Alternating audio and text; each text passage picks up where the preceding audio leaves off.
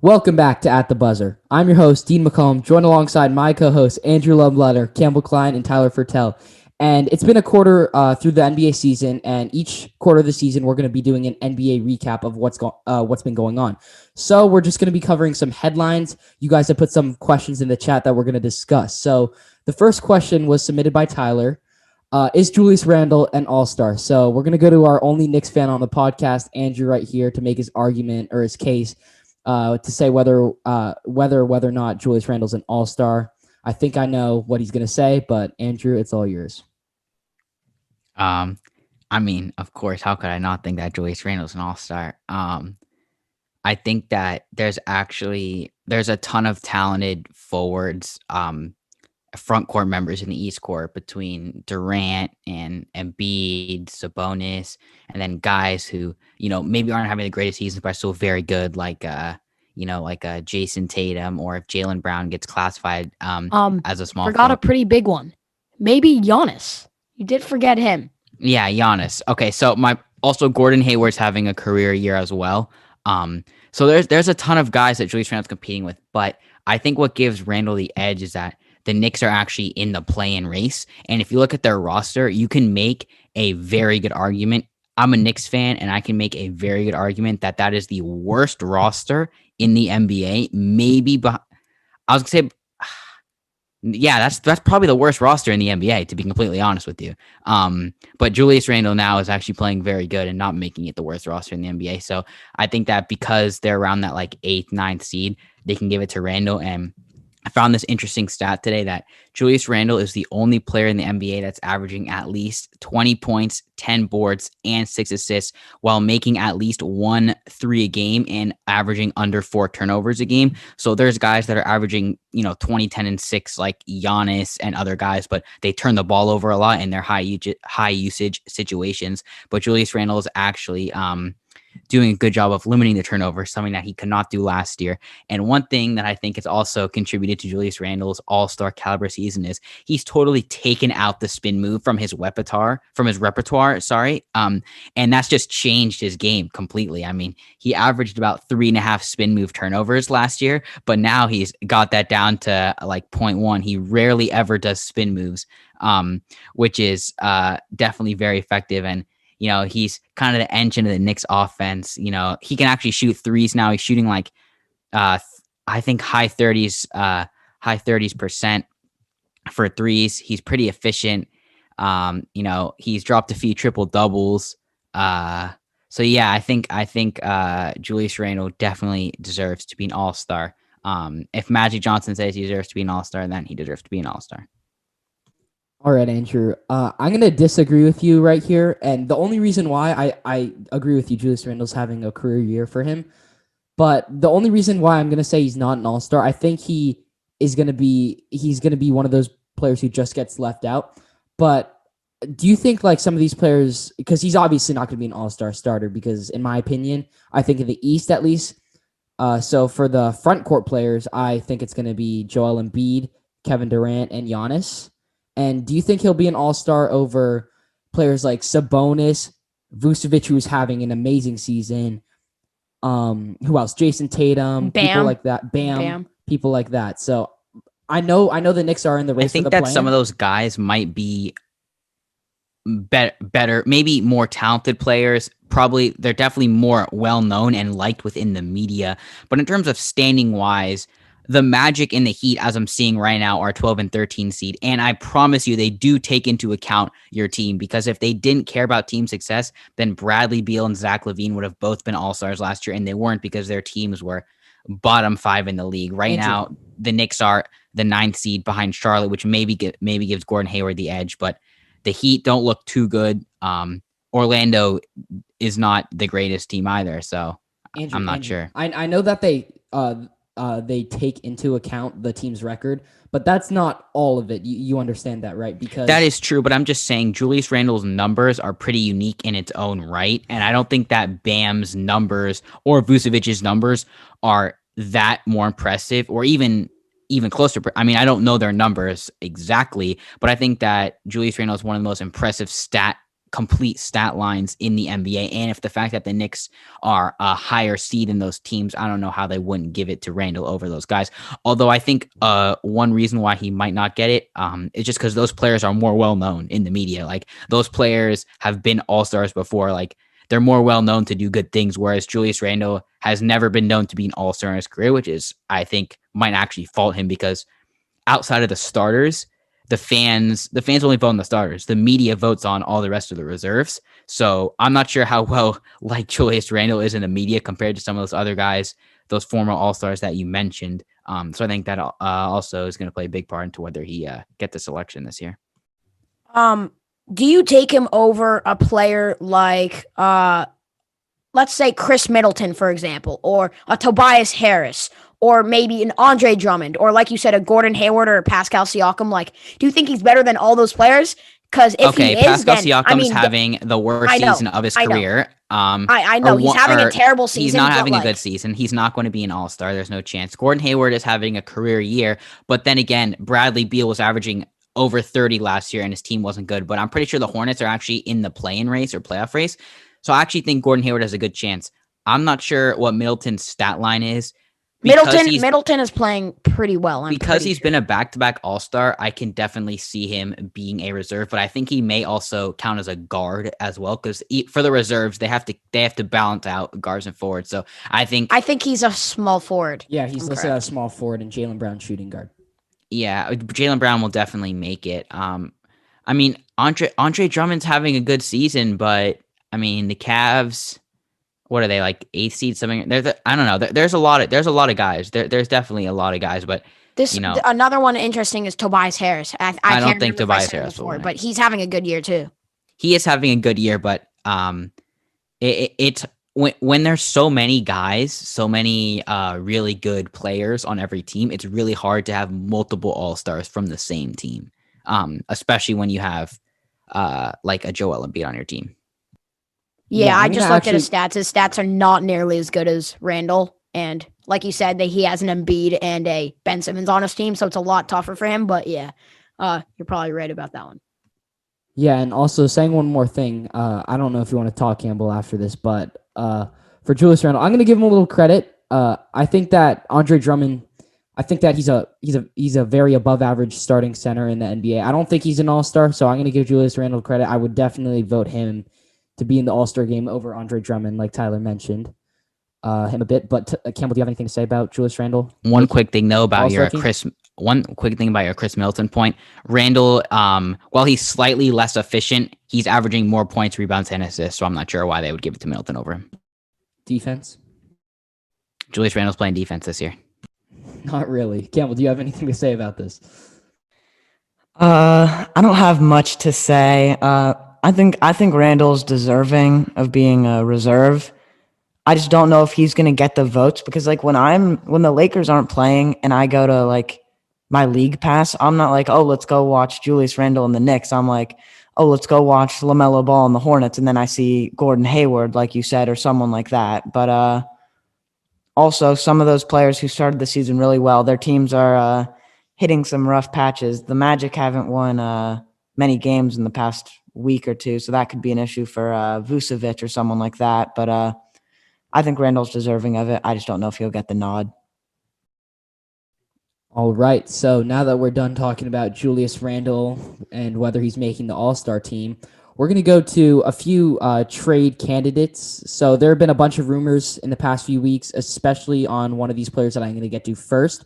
We're going to first be talking about Bradley Beal and whether you guys think he might be traded, where to, and for what. And then we're going to go to Lonzo Ball, who's recently been in a few trade rumors. So Campbell, what do you have to say about Bradley Beal and all these rumors surrounding him? Yeah, quick question. So there was this stat earlier in the year. I'm sure you guys saw it on Instagram. It was Bradley Beal has lost like a record 10 straight games where he scored how many points or more? Can one of you tell me? 40 or 40, more. yeah.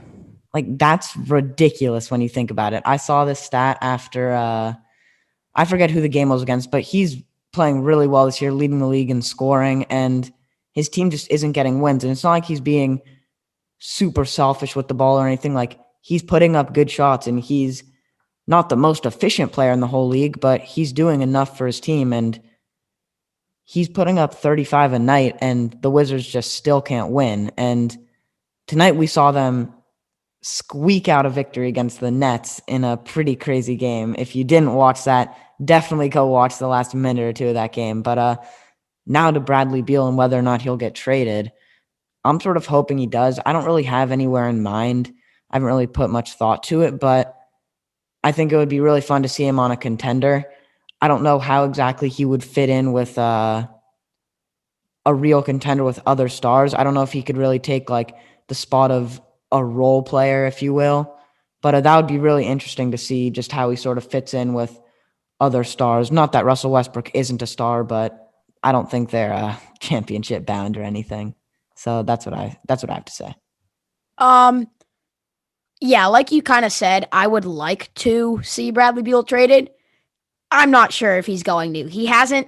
Obviously, on the bench, he's been, when they're losing, he's put up, 30, 40 points a game, and he's super pissed off. I mean, who wouldn't be when you're carrying your team and you're scoring 40 points and you still lose by 20? I mean, that must be so frustrating. But he hasn't came out and said, like, oh, I want to be traded. And you know what? They did beat the Nets in a recent game. So, yeah, even though they didn't have James Harden, it was still a good win for them. I mean, a close win, a much needed win. If Russell Westbrook can still, if he still got it, if he can shoot the ball well and can put up 20, 30 a night, that could be really important. But for a good trade destination for him, I think there's not a better place for Bradley Beal to go, as I think a lot of you listeners probably would agree, is the best place he could go is the Miami Heat. I don't even think there's a conversation about this. He fits perfectly there. I think he would make them an immediate contender, a team. I mean, obviously they're a contender, but I think a team that could compete with the Nets, have that third superstar. And if they could, I don't know what teams will be giving them for this, for Bradley Beal in a trade talk, but in my head, maybe, I don't know if they'll even give him up, but like Tyler Hero, maybe Kendrick Nunn. I don't know if they're even going to trade Tyler Hero, and then maybe a couple picks. I mean, I don't know if they'll do that. I don't know if the Wizards would do that. I don't know if the Heat would do that, but if they can get a deal done, I think that a big three of Bradley Beal, Jimmy Butler, and Bam Adebayo would be a great team, because you know what? They have great defense. They're not the greatest shooting team in the world, and they could use a little bit extra scoring. So, I mean, yes, Andrew, they have Duncan Robinson. We all know that. But other than that, they're not the greatest team with shooting the ball. So that would be a much needed boost for them. Bradley Beal would go to contender, but I'm just not convinced that he's going to get traded right now. But a comparison that I saw to the NFL that was really interesting to me recently was that Bradley Beal is the Deshaun Watson of the NBA. And I have not heard something more truthful than that recently. And so, I mean, it makes sense. They don't really get him help. He carries his team, and they can't get much done in the playoffs or in the regular season because he doesn't have much help other than that. But I mean, they got Russell Westbrook for him. If Russell Westbrook can start playing better, can take that number 2 role on that team. He's been hurt. Obviously, he's the clear number 2 on that team, but he's not playing like it right now. He did put up 40 against the Nets. If he can consistently put up 20 or 30, I'm convinced that this team can get to the 7 or 8 seed in the Eastern Conference. So we'll just have to wait and see. This podcast is a 1/4 season podcast. So yeah, there's a lot of basketball left to play. Yeah, so going back to the Bradley Beal trade rumors, since that was the original topic, I think that Bradley Beal, I think that sooner or later, if the Wizards continue to play like this, I know they just had a big win versus the Nets, but if they continue to play like how they were before, which I'm sure will happen, I think that eventually he'll have to request a trade, because you can't be putting up 40 and your team still losing by 15 points and going to the trade destination, and this is if he requests a trade. I think that, like Tyler said, the Miami Heat would be a great destination, probably the best for him. But the thing is, I highly doubt that the Miami Heat could pull a trade off like that for Bradley Beal, as they were in trade talks with the Rockets when James Harden was on the trading block, and they did not want to give up Tyler Hero. So I don't think they would want to go, or Duncan. Yeah, Andrew, or Duncan. So I don't think they would cave in for someone like Bradley Beal, who I don't think is as good as James Harden. I think we could all agree on that. So one place I think that would definitely work, I know this isn't as an appealing destination for someone like Bradley Beal, but the Denver Nuggets, who actually have assets to trade for Bradley Beal, you can give a Michael Porter Jr. centered trade because he's up and coming. He's a really good player and he has a lot of scoring potential. And maybe a package like Michael Porter Jr., who's on his rookie deal, obviously. So you're going to have to throw in like Bol, obviously, Bol, and Gary Harris to make the contracts work and picks. I think that would be a really good trade for the Nuggets because obviously Jamal Murray, you don't have to throw Jamal Murray or Jokic in, obviously. You have Jamal Murray, Bradley Beal, Will Barton, potentially Paul Millsap, and Jokic. I mean, that's a great starting five that can compete for a championship immediately. So I think that's probably the most realistic trade destination for Bradley Beal. I know the Miami Heat. Miami's super appealing to anyone who wants to get traded, but I don't think that they can work a trade out like that. So, Andrew, what do you have to say? Well, one thing I want to mention is that a Bradley Beal trade is going to be very hard because the Wizards' asking price is going to be really high. And also, Bradley Beal is already like he said that he's frustrated, but he's said in the past that he wants to try to win and like make the playoffs and like try to win a championship in Washington. Although I think he'll be on a different team by the start of next season. I think if he gets traded, it'd be in the offseason. I think, Russell Westbrook, now that he's healthy, he can definitely pick up the slack a little bit and play better himself. And I think that he might ride out this year as just kind of a win now year as they traded for Russell Westbrook, see what him and Westbrook can do. They've dug themselves a big hole. They've lost 75% of their games. Even though they won today, they're still 4-12. So they've dug themselves a big hole 1/4 into the season. It's going to take a lot. I think that it's definitely possible that they get that play-in game. And, Bradley Beal and Russell Westbrook both have playoff experience, especially Russell Westbrook. He has a lot of playoff experience. So maybe if they end up playing a young team like Charlotte or a young team like the Knicks or the Bulls who have no playoff experience, really, they could probably win a play-in game in that scenario. But yeah, I'm not sure if they'll be a top 8 team based on how they're playing right now because it's really hard, especially in this COVID season with the scheduling, playing teams multiple times, playing the same team 2 times in a row. It's really hard to go on huge game win streaks. The Jazz were just on, I think, a 10 or 11 game win streak. It just got snapped recently, which is pretty incredible. But yeah, I think that Bradley Beal will ride it out this year, and then I think he'll get traded in the offseason. The asking price is high, but one thing I'd like to say about Bradley Beal is he went from being extremely underrated earlier, and now I think he might be slightly overrated because everyone's kind of overreacting about like, oh, he's dropping 35 points, but he's a terrible defender, and there were countless plays today where he messed up defensively, and he was even mad at himself. Like he was taking full responsibility. A couple bad closeouts. Someone drove right by him on a from the corner, and he was right in front of him, and he just kind of slapped him like a little foul. That's just like a cheap and one call, just giving the other team free points. So I think that like the Bradley Beal hype, like people describing him as like a top 10 NBA player, I don't think he's anywhere near that, but I definitely think he's a top 20 guy. I definitely think he could be number 2 on a championship team. In terms of teams I would like to see him go to, obviously, I'm a Knicks fan, but I think they'd have to mortgage the entire future. So I don't think that's really possible because I think it would take more than picks. I'd love to see him on the Sixers. I don't know if the Sixers would do Ben Simmons for Bradley Beal or maybe like Maxey and Tobias Harris and picks or something. I think Beal and Embiid just offensively is ridiculous. I agree with your prediction, Dean, or just like possibility of a trade with Michael Porter Jr. because he is actually having a really good season and showing that he could be a franchise cornerstone for the Wizards to build off of. Although they recently drafted Danny Advia and Rui Hachimura, in the Wizards' case, they just want the best player available. There's not, teams like the Mavericks come up, but it's like the Mavericks don't have anything to trade. If they're not trading Luka Doncic or Porzingis, they don't have their first round pick this year or in 2023 because of the Kristaps Porzingis trade, and they don't really have any other young players or assets. So it's definitely going to be tough because the asking price is going to be super high. And I'm not just sure how many teams are willing to mortgage the future for a guy like Bradley Beal unless they're already a contender. Because if you're not a contender and you're mortgaging the future, like there's so many contenders, especially now with the Nets big three, that just formed in the East. So I think it's going to be interesting. I think that this offseason is going to be super interesting because not only Bradley Beal, but there's other guys that might be in their last season with their team. So I'm definitely excited to see how it plays out. I want to add one thing to what Dean was saying before. Andrew, I definitely agree with a lot of what you said. But the thing about the Michael Porter Jr. trade package with the Nuggets trade for Bradley Beal is that in the past 2 drafts in the first round, the Washington Wizards have taken Denny Avila and Rui Hachimura, who are both classified as power forwards, I think. And Michael Porter Jr. is also classified as a power forward. So just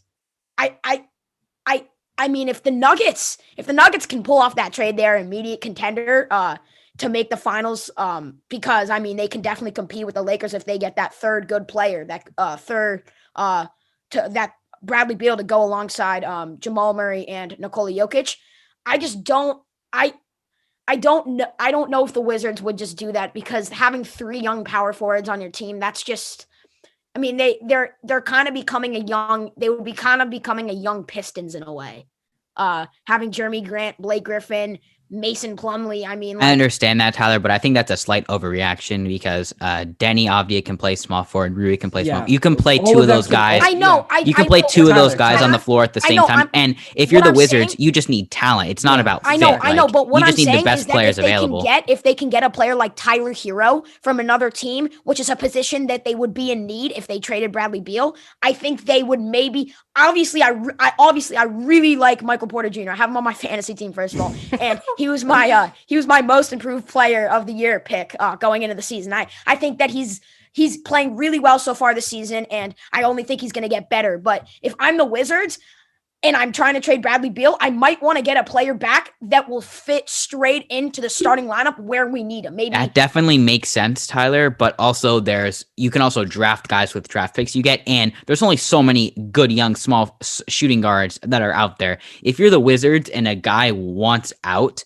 and you don't want to make him unhappy and just have him sit out, at that point, you take the best offer, and the best offer might not be a shooting guard replacement. And that's fine, because ultimately you're most likely going to get a good number of first round picks, and you can use one of those first round picks on a shooting guard. I know. There's some really good guards in this draft class. If they're a lottery team this year, they have a chance to get a good guard. I mean, obviously you have to Michael Porter Jr.'s potential is very high. I mean, he could become one of the best power forwards or small forward power forwards in the league, and small forward in the next 1 to 2, 3 years. So, I mean, yeah, it would make sense if they really, really, really liked him. But I mean, if you have Rui Hachimura, Denny Avila, and Michael Porter Jr. on your team, and you can only start 2 out of the 3 of them, I mean, for me at least, that's kind of a risky move rather than maybe going after Tyler Hero and Kendrick Nunn, 2 players that could slot in your lineup, maybe even this year. Well, Tyler, I'm sure that the Wizards would try to go after Tyler Hero and Kendrick Nunn, all those guys. But like I mentioned earlier when I said why the Heat might not do that, it's because when James Harden was offered to the Miami Heat, they clearly said they're not trading Tyler Hero, which makes me there was even a report they weren't even willing to give up Duncan Robinson. Exactly, which makes me lead to believe that for Bradley Beal, who's worse than James Harden, they wouldn't even give up Tyler Hero or Duncan Robinson. You know what I mean? So okay, if we're talking about this and we're talking about young players that could be good in the near future, do we know that the Nuggets are willing to give up Michael Porter Jr.? Because I'm not sure they would even be willing to give him up in a Bradley Beal trade, because that's how good he could potentially be. I know, but no one's tried to trade for him, and if it's because the Nuggets obviously came up super short versus the Lakers in the Western. It wasn't really that much of a competition. There are a few close games, but the Lakers were obviously the better team in that series. But also, Tyler has a good point, because Jamal Murray's 23. Jokic is mid-20s. They could be Michael Porter Jr. is young. I mean, it's right. The Lakers with LeBron are only going to be contenders for a few more years. Anthony Davis will need someone else eventually. Kawhi and PG only have a few more years of real contention left. So it's really the Mavs and the Nuggets are the young and upcoming teams in the West. So how old? The Blazers aren't going to be around for that much longer. So I think that the Nuggets. I think he's 27, 28, something like that. But if they want to become in a couple years when maybe Michael Porter Jr. is 22. I mean, having him and Yeah. Murray, who's Yeah. 23, and then Jokic is young, they could be the best team in the West in like 3 years. So what do you, yeah, okay, but that's also assuming that the Lakers aren't gonna get another player to like if LeBron gets older. Tyler, that's I know you're assuming thinking the that you're Lakers aren't assuming gonna the Lakers replace- get someone, but they went 8 years without getting anyone. So you can't Yeah, just okay, assume but that the if Lakers we will get win, someone. if the Lakers win championships and we have Anthony Davis on our roster, then maybe a Bradley Beal wants to come here. And That free is agent. true, but I think a lot of people would join a Lakers team that actually consists of LeBron James, because I think he's the main reason why they're winning those championships. But it'll be interesting to see. But if LeBron ends up retiring in I don't know what 4 I or 5 don't years? think LeBron will retire then. I think he'll play a little longer, but I'm not No, sure yeah, if yeah. it'll be with the If Lakers. LeBron retires in what 4, 5, 6 years, and the Lakers still have Anthony Davis under contract, we could definitely go after another star player because I mean, Los Angeles is a very, very attractive place to play. So It is. you know yeah, what? that's true. The Nuggets could end up wanting to be not trying make this trade to become like a potential number 1 seed in the Western Conference in 3-4 years with the big three of Jamal Murray, Michael Porter Jr., and Nikola Jokic. But if they do really like Bradley Beal, I could see why they do it. But I'm not sure they're willing to give up Michael Porter Jr. in that deal. Yeah, I agree. Now, just thinking about this hypothetically, the fact that their young big three of Murray, Porter Jr., and Jokic is so young, they could pretty much run the West in 5 years. So right, but we were thinking like they have the best potential trade future out of they have the destinations. best future out of any team in the West, and it's not like they're going to be getting big free agents, so they might as well just hang on to the players that they have.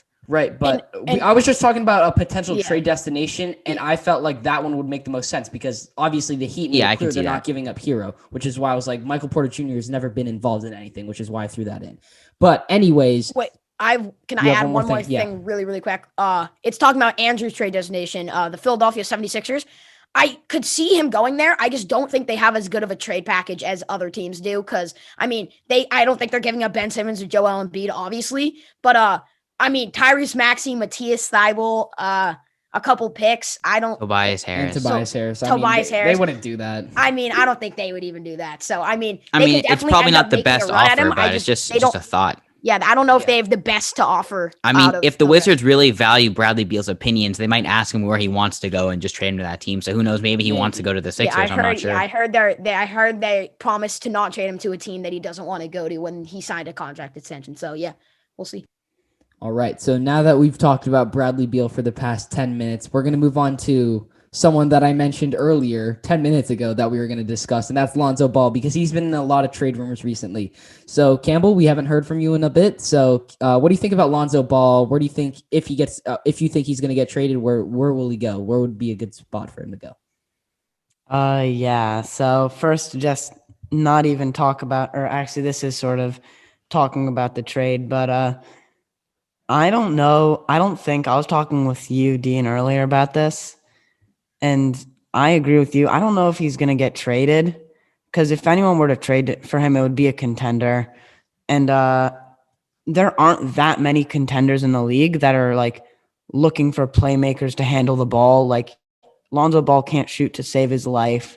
There aren't many teams that are like, oh, let me get a player who can barely shoot. Like, I know that there's just not many contenders looking for that. Like, most contenders need shooters and defenders, 3-and-D players. That's not really Lonzo Ball. But yeah, I don't think he should get traded, so I'm not even going to entertain any like possible teams. I don't think he should be traded. I'll add something about the Lonzo trade. I think that, depending on how much the Pelicans want in return for Lonzo, that'll determine whether he's traded. Like if they're asking for the value of a number 2 overall pick, they're probably not going to get that really like at all. So it'll be interesting. As you said, Campbell, he can't shoot. I mean, he shows flashes that he's super inconsistent. He's just inefficient, inconsistent. Every synonym of those two words describes Lonzo Ball's shooting performances or shooting abilities, actually. But yeah, nowadays in the NBA, like if you're a point, like it's really hard to be a good guard in this league if you cannot space the floor and shoot. It's really tough. He's a great playmaker and a great defender. And, I never thought I'd be saying this about Lonzo Ball, but he might end up just being, a 3-and-D guy that's a defensive specialist and has some playmaking abilities. But yeah, I just don't know like how much they can get for Lonzo Ball, just because he has shown potential. He's shown flashes, but it's really tough to say that they'd get like a first round pick for Lonzo. Like maybe some teams that are, late first round picks, but they're definitely not getting a lottery pick for him. So yeah, it'll be interesting to see if he gets traded. Yeah. I was talking to Campbell earlier about this, as he briefly mentioned. I don't think Lonzo's going to get traded to a contender, especially because I think that's where he could be used, especially on a team like the Clippers, who have been in some trade talks. I know not a lot, because they don't really have that ball handling point guard that they really need, because their point guard rotation is literally Patrick Beverley, who is very limited on the offensive end of the ball, and Reggie Jackson, who he can go up for 25, but he can also shoot 0 for 10. So you never know. So they have a bunch of inconsistencies at the point guard position, which is why I think they could use someone like Lonzo, who provides a lot of playmaking, throwing a lot of lobs to Zubac off the bench, and passing a lot to Kawhi and PG in the corner or something like that. And he plays really good defense too. He's an underrated defender, something he's improved a lot since coming into the league. But I think that it'll be very hard for a contender to trade for someone like Lonzo, because his price is so iffy. Because like you mentioned, Andrew, he's super inconsistent. I mean, personally, I like him as a player. I mean, I drafted him in a fantasy league. He hit 7 threes, I think, 2 games ago. So he's super inconsistent. Sometimes he'll shoot 0 for 9, but that's not the point. I think that his trade value's, like I said, a bit weird, because you don't really know what you're going to get for someone like Lonzo Ball. So I think it'll be hard for a team like the Clippers, especially when they're a team that has literally no first round picks since they threw them all away to get Paul George. I don't want to say throw them all away, because Paul George's a great player, but yeah, so I think the Clippers would be a realistic fit. I just don't know if they could get a trade done like that. So that's all I have to say. I don't see him getting traded. I could see the Pelicans not matching his offer in the offseason, since he'll be a restricted free agent. I can see that happening, but I don't see him getting traded because it's basically a half a year rental, unless the team wants to re-sign him as their point guard for the future. So that's my take on that. Kind of adding to what you're saying. Yeah, obviously he's not the greatest 3-point shooter that we've ever seen. I mean, he did go off for 27 points in their previous game, but he wasn't a bad 3-point shooter last year. He wasn't terrible, but he's gone down this year, so that can definitely be a problem. But we got to remember, he's only 23 years old. I mean, the Lakers traded him for Anthony Davis, which obviously worked out for us, but he only played 1 year, 2 years, 1 year on the Lakers, and then he's been on the Pelicans for 1 year. So, I mean, if the Clippers want to take a chance on him and maybe offer Reggie Jackson and like a 2nd round pick or something, I don't know, and maybe just take a chance on him, I mean, I could see that happening. But I mean, I think it would make sense for him to get traded to a contender. I don't know if he will, because like you guys said, his value is not really known. I mean, what are the Pelicans what do they want for him? I mean, do they want like a 2nd round pick and a veteran, or like straight up for a 1st round pick? Like it's really not known. So I mean, yeah, I could definitely see him getting I mean, the Pelicans didn't want to extend him this offseason, which makes me think that they're going to let him go in the offseason. But another 2 names I would like, another 2 point guard names, or 3 names now, I would like to kind of offer to you guys if any of these players are going to get traded. Derrick Rose, and then Devontae Graham and Terry Rozier from the Hornets. Do you think that any of them are going to get traded? I think D Rose could potentially go to the Clippers, and I think Andrew said that Michael Jordan really likes Terry Rozier, so he's probably not going to get traded. But I mean, if they want to keep Terry Rozier and LaMelo Ball, 2 young point guard and shooting guard playmakers, I don't think it would make any sense for them to keep Devontae Graham too, because I think Devontae Graham could definitely be a starting point guard or shooting guard on a good NBA team. So what do you guys think about those 2 players? So as all of you guys know, I'm not sure if too many of our viewers know, I'm a big Devontae Graham fan. If I wasn't speaking first on this, I'd grab my Devontae Graham jersey from my closet. But I think that it's sad to say, because Devontae Graham had such a good season last year. He broke out, and literally nobody expected him to break out. I think that out of him and Terry Rozier, I think he's the most likely to get traded, because Terry Rozier is having a great season.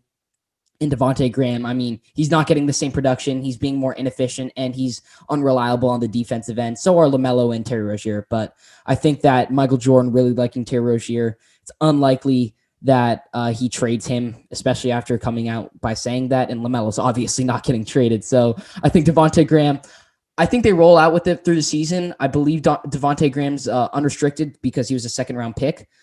So I think he's due for a new contract. I don't think that the Hornets will bring him back.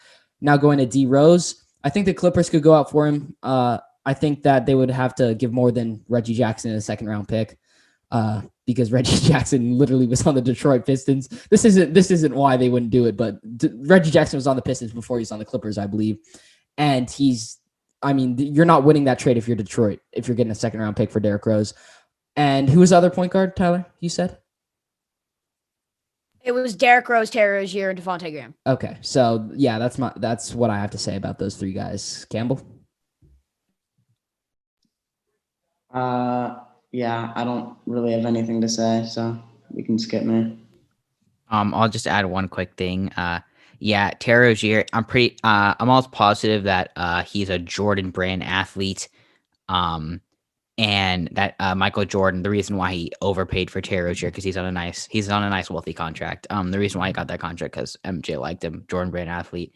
MJ makes a lot of moves that are with similar advantages like that. But yeah, obviously LaMelo's not getting traded. Rozier's probably not getting traded. He's having a career year. So Devontae Graham having a down year, he's the odd man out. They probably don't pay him a huge contract. So unless he's going to come back for cheap, like at this point, I don't really know why LaMelo Ball isn't starting. Like if you want him to be the face of the franchise, like the future star player, you should be playing him like 30 minutes a night at least. Maybe even you could, like why not just start all three? Like LaMelo Ball has shown so many flashes that he could be the face of a franchise, but he's averaging like 25 minutes a night, which is not enough for the number 3 overall pick. For D Rose, the Clippers don't have any assets at all. No young players. Why would they have Terrence Mann? You're forgetting about Terrence Mann. I don't think they'd want Reggie Jackson back because they already traded Reggie Jackson to the Clippers. So that's probably off the table. Unless the Clippers throw like 3 second-round picks and like Terrence Mann, I saw a rumor that the Knicks could be in a trade deal with Derrick Rose. Derrick Rose, Tom Thibodeau, they have a connection. Any farther with this, I don't know why I keep saying this on our group chat. I don't understand why they would do this trade.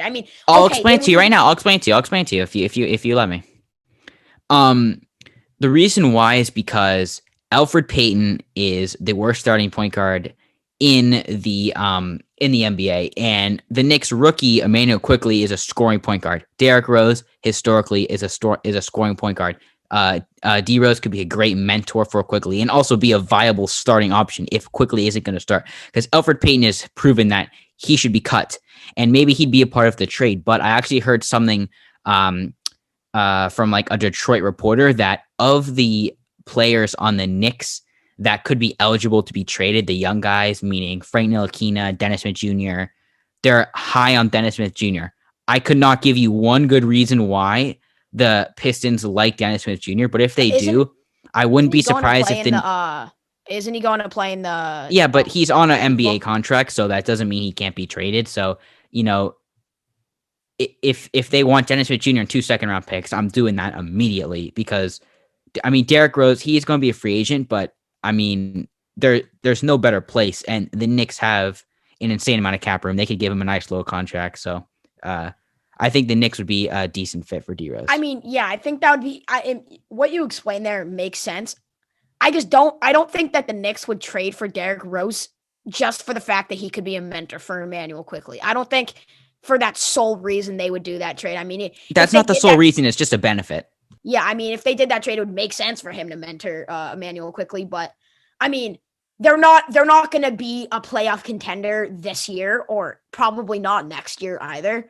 They have assets and cap room to sign and trade. I know. For people. Okay. Yeah. Okay. They have that every year. They have lots of draft capital. No, that's not true. But actually, they never have a smart person running the basketball team. They actually have a smart person running the basketball team this time. So But we'll see what they can do. I mean, they could give up, like you said, Frank Ntilikina or DSJ and a couple picks and sneak in Alfred Payton there to kind of just get D Rose. For me at least, I feel like they want to build with their young assets and maybe getting Derrick Rose and maybe giving away Frank Ntilikina or DSJ, who still do have a little bit of potential. They haven't gotten their full chance. For me at least, the Knicks don't seem like the best option for D Rose right now. All right. Now that we've talked about our potential trade candidates for this season, we're going to be talking about the Brooklyn Nets, and they just suffered a very bad loss to the Washington Wizards, as we mentioned earlier in the podcast.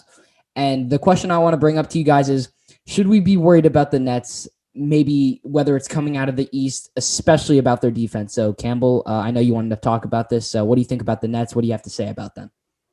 Yeah, before we dive completely into this, I'll give a quick minute recap of this really eventful game. This was a really high-scoring game. The Wizards came out on top 149-146. The Nets went up 31-13 in the first, and it was looking like their defense was playing pretty well. They gave up 13 points over a 6-minute period, and they were looking okay on defense. And then, as I said, they went on to give up 149 points. And really, the Nets' whole team played really well offensively. They had Kevin Durant with 37. Joe Harris made 8 threes. Kyrie Irving put up 26. Their team played well. They shot 52% from 3, and they still lost the game. They let Westbrook put up 41. Bradley Beal put up 37. And they showed it wasn't like the Wizards were on fire or anything. They were just playing regular Wizards basketball. And the Nets defense was looking, excuse me. That is the box score. Not sure why that came on right then. But regardless, the Nets defense is looking really, really bad. And the Wizards just beat them, putting up 149 points. And as we all know, once the playoffs come around, defenses really start to lock up, and you're seeing the best defense a team can play. And if you don't have a good defense to show to other teams like the Lakers in the finals, if you're the Nets, or even teams in the Eastern Conference like the Celtics or the 76ers or someone like that, you're going to have trouble if you can't play defense. And if you give up 125 points in a playoff game, you're probably losing that game. So I think it might be trouble for the Nets. Adding to what you're saying, I just saw a stat that said that the Nets have the highest offensive rating in the NBA right now. And if the season ends today, it would be the highest offensive rating in a season ever. And they have the lowest defensive rating in the NBA. And if the season ended today, it would be the lowest defensive rating ever. It just shows their difference from the offensive side of the ball to their defensive side of the ball. If they need to improve their defensive side of the ball against a team like, for example, the Bucks, who's a good offensive team, or the Celtics, that's a good offensive team, and the Sixers, who's a good offensive team and also a good defensive team, along with the Heat, who's a good defensive team, and the Celtics, who aren't a terrible defensive team, and the Bucks, who are a pretty good defensive team. So if they want to win this Eastern Conference and beat the Lakers in the finals or the Clippers in the finals, I mean, they need to improve their defense. And of course, they didn't have James Harden. I think if they probably had James Harden today, they probably would have won this game because, I think he probably would have affected this game to give them the win. But he wouldn't have done anything for them on the defensive side of the ball. They probably would have given around this many points regardless. So the fact that they gave up this many points, around 150 points, to a Wizards team that is 4-12, I mean, are you kidding? This team, they're arguably one of the best offensive teams of all time, and probably one of the worst defensive teams of all time. So, I mean, it's going to be a roller coaster throughout the season. If they can improve their defensive side of the ball, I don't know if anyone can beat them, but they got to do that first because obviously they're going to score a lot of points per night. They got to give up less points than they score. So, yeah. Yeah, when they play against elite defenses that don't give up, that aren't the worst defensive team in the league. It was a battle between the two worst defensive teams, the Wizards and the Nets.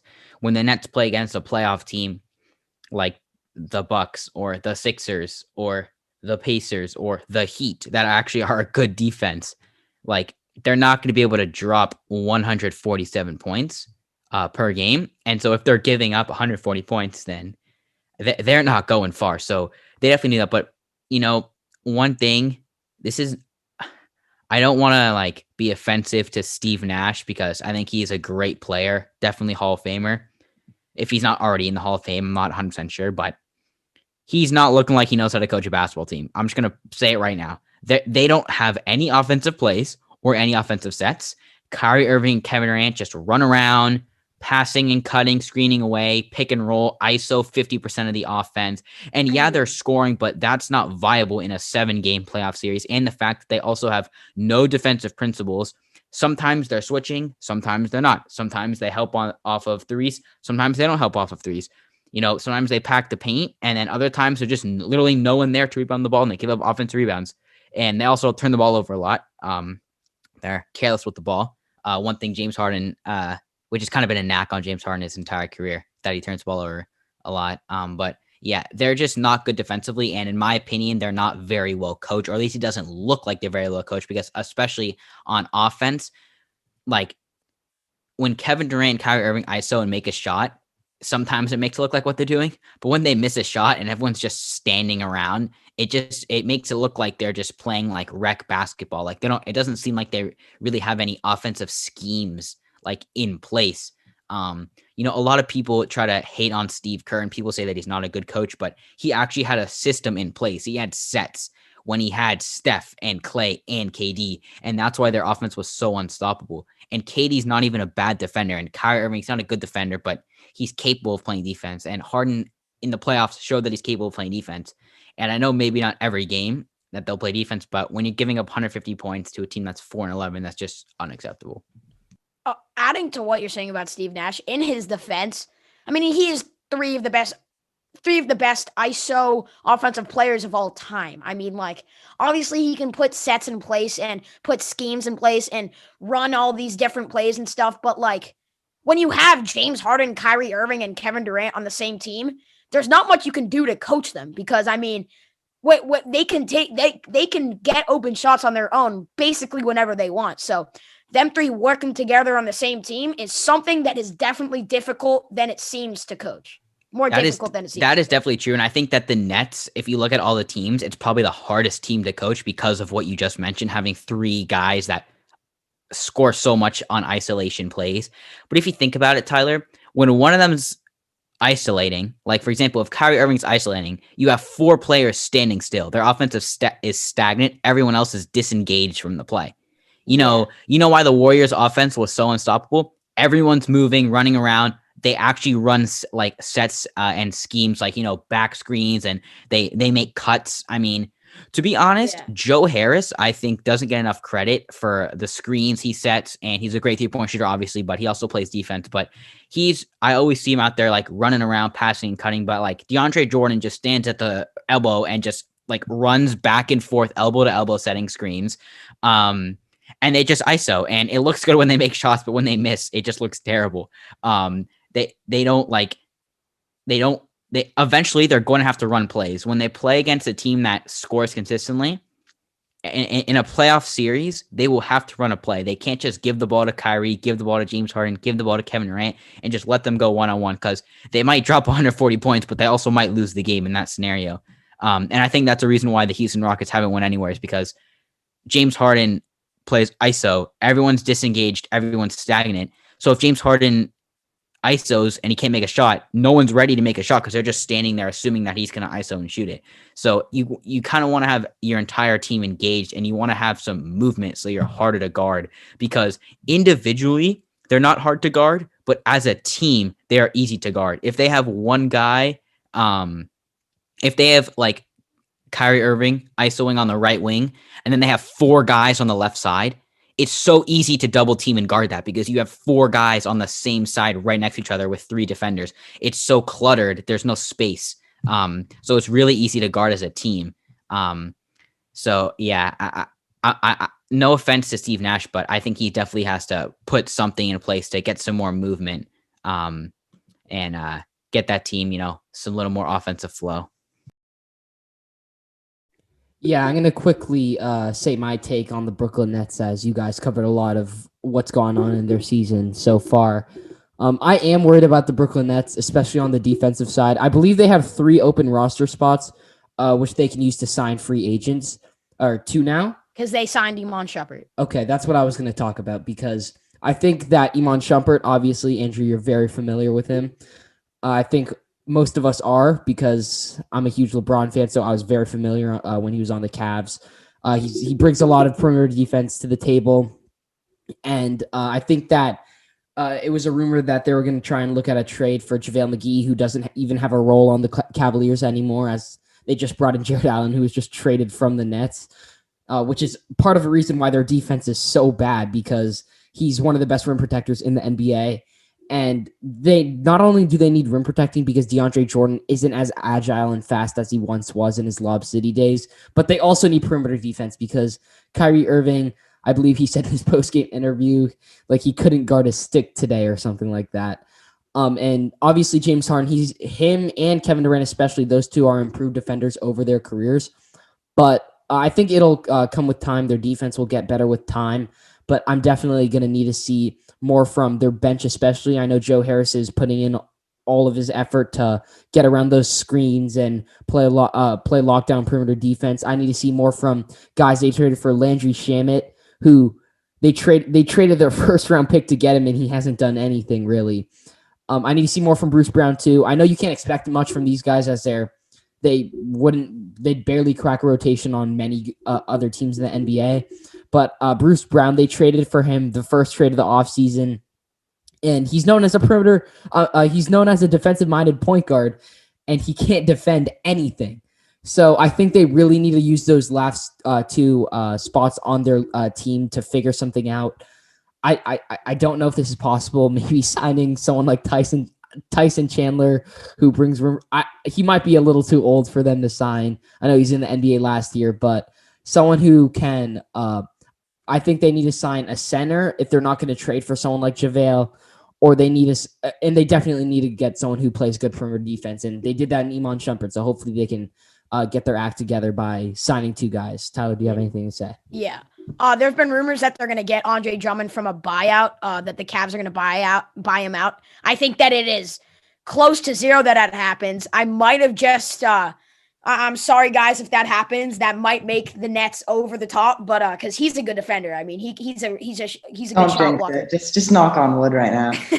So that would make them very, very dangerous. But, adding to what, we were saying about the big 3 before, obviously, James Harden didn't play against the Wizards, but against the Wizards, I think KD had mid-30s, Kyrie had mid-20s, Jeff Green had mid-20s, and Joe Harris had mid-20s. That makes up for just under 100 points in the 90s. That means that the rest of the players that played today, those were 4 players I just mentioned. The rest of the players on their team had 40 or 50 points in the game.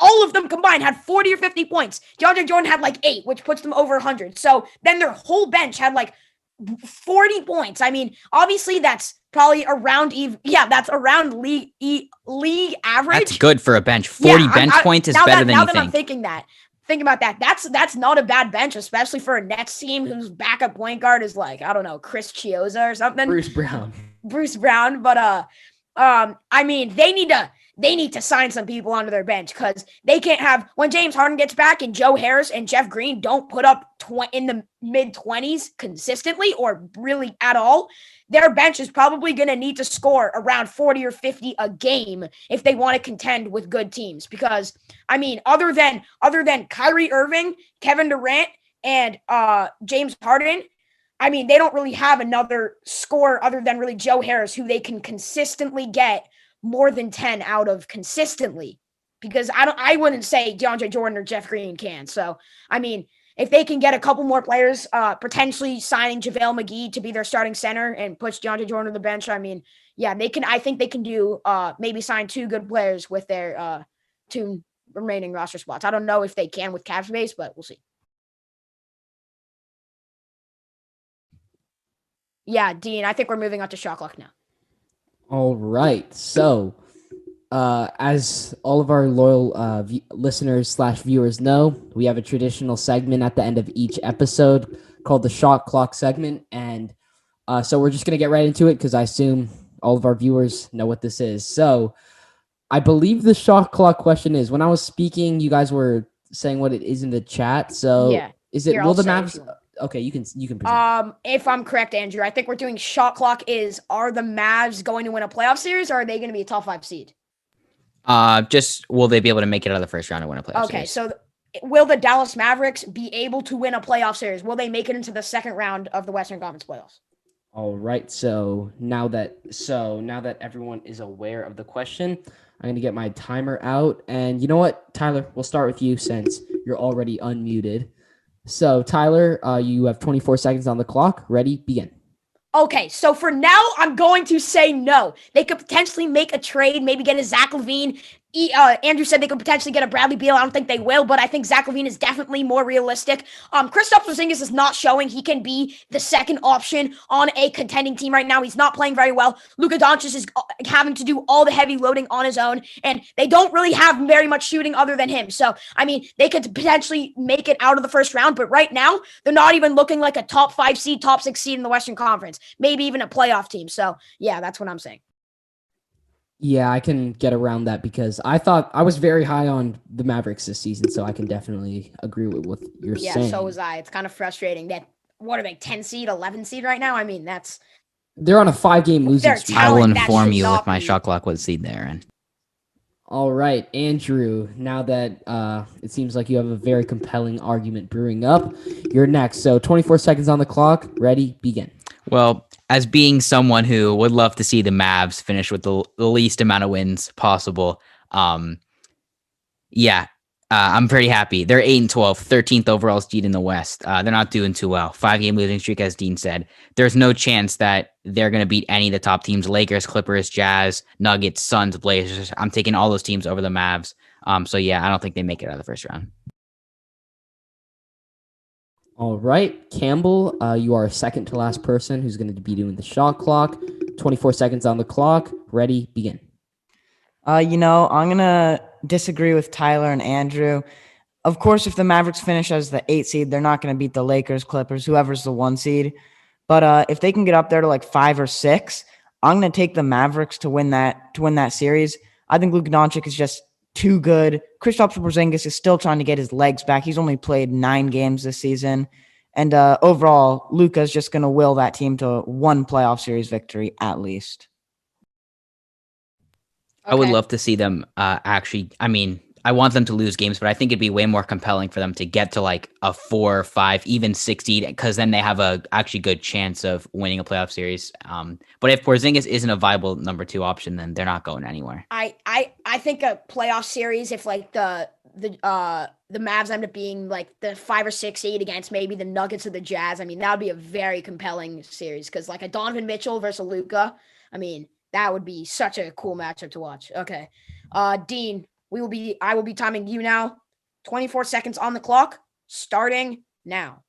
All right, so I have a wishy-washy answer right here because it depends what seed the Mavericks are in order for them to advance to the second round of the playoffs, at least. So if they're playing a team like the Jazz, the Nuggets, some team in that round, the Portland Trail Blazers, I do think they're capable of winning a playoff series. But since they're the 13th seed in the Western Conference right now, it's looking like they barely slip in, play the Lakers, Clippers, Jazz first round. I don't know if I take them over those teams. So I'm going to go with no right now, but it depends on the seeding for me. So I definitely think they're capable. I think that the Mavs' biggest mistake so far this season was trading away Seth Curry. He was probably their best shooter last year. I mean, he's shooting the ball very well this year. I think, is he the number 1 3-point shooter right now in the league? I don't know. He's up there, top 5, I think. But he's playing really well for the 76ers. In return, they got Josh Richardson, who he's been hurt. He's been not efficient. I mean, he's not been playing well for them so far. I mean, he could always ramp it up, but you know what? If the Mavs get hot, because of course they can, with Luka Doncic just being an MVP candidate, if Kristaps Porzingis, like Campbell said, can ramp it up and become a viable number 2 option, this team could definitely win a playoff series. Yeah, I think it's all about the positioning and what seed they are, because I think they're very capable of beating many of the tier 2 teams, so to say, in the Western Conference, like excluding, in my opinion, I think they're two real contenders, Lakers, Clippers, but I think they're definitely capable of beating any of those tier 2 teams like the Nuggets, the Jazz, teams like that, the Blazers, you know what I mean? I mean, they did contend with the Clippers in the playoffs last year. Granted, it wasn't the same roster, but a lot of the players were the same. So, and remember, Kristaps Porzingis got hurt in that series. If he stayed healthy, you never know. They could have won the series. Luka hit that clutch shot while Porzingis is out, and to send it to a game 6. So Yeah. So you never know. They can get hot and contend with maybe some of the top teams. Yeah, before we go to the outro, I just want to say I was very convinced that the Mavericks would have won that series if Kristaps hadn't got ejected wrongfully in game 1 and not gotten injured later in the series. If Porzingis plays like a viable 2 option, if he plays like his all-star self, and he showed signs that he could in that playoff series, he was super impactful, then yeah, the Mavs could definitely compete in a playoff series. All right, so I think that's enough chatter for this episode. Make sure you follow us on all social media platforms, Instagram, Twitter, TikTok at AT Buzzer Podcast. We're posting all of our episodes, the video form on YouTube, so make sure you go subscribe to us there. Make sure you're following us on Spotify, any iTunes, whatever you listen to our podcasts on, and we'll see you next week.